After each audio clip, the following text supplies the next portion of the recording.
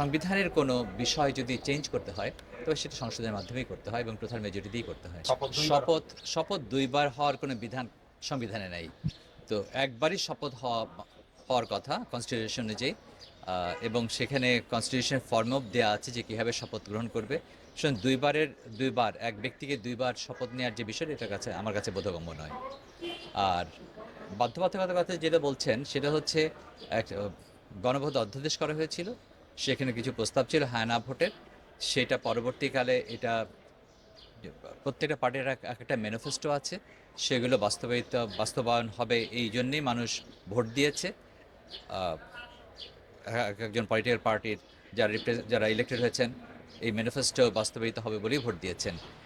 আর যে বিষয়গুলো আসছে সেগুলো কনস্টিটিউশন অ্যামেন্ডমেন্টের প্রয়োজন আছে, 2/3 মেজরিটি দিয়ে এটাকে অ্যামেন্ডমেন্ট করতে হবে, তারপরে সেটা যাবে প্রেসিডেন্টের কাছে, তারপর এটা আবার রেফারেন্ডামে অর্থাৎ গণভোটে যাওয়ার কথা আছে কনস্টিটিউশন অনুযায়ী।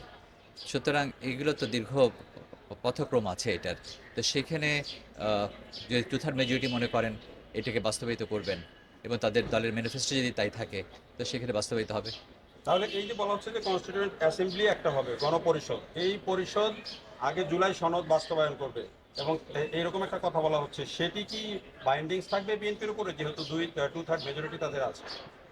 দেখেন, এই চার্টার নিয়ে বিএনপির যে সমস্ত কমিটমেন্ট আছে, তাদের যে কমিটমেন্টগুলো তারা দিয়েছেন সেখানে নোট অফ ডিসেন্টও আছে।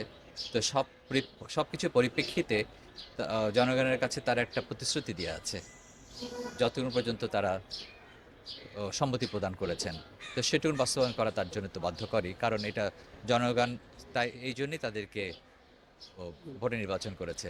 একটা হলো তাদের নির্বাচনী ম্যানিফেস্টো, ম্যানিফেস্টো, তাদের 31 দফা, হ্যাঁ। আরেকটা হচ্ছে যে হ্যাঁ না ভোট দিয়ে গণভোট দিয়ে বাইন্ডিংস করা, এটা বাইন্ডিং তো হবে কোনো ল দিয়ে, কি কোনো ল দিয়ে কি ল হবে সেটাকে এইভাবে করে বাধ্য করা যায় না।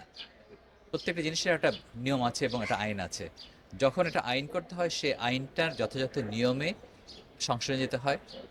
সংসদে যাওয়ার পর 2/3 মেজরিটি যদি মনে করেন ওটাকে বাস্তবায়ন করবেন, সেখানে তো সব পক্ষের নির্বাচিত প্রতিনিধি আছেন, তারা ডিসাইড করবেন। তার মানে কি আপনি বলতেছেন যে আলটিমেটলি এটা সংসদ হয়ে আসতে হবে? সংসদে আসতে হবে, সংসদ হয়ে না হয়ে কনস্টিটিউশন কোনো অ্যামেন্ডমেন্ট হতে পারে না। সেই পার্লামেন্ট মেম্বার যারা থাকবেন তাদের নিয়ে তো পরিশোধ করার কথা বলা হয়েছে, কিন্তু আপনি বলছেন যে দুইবার শপথ নেওয়ার কোনো সুযোগ নেই।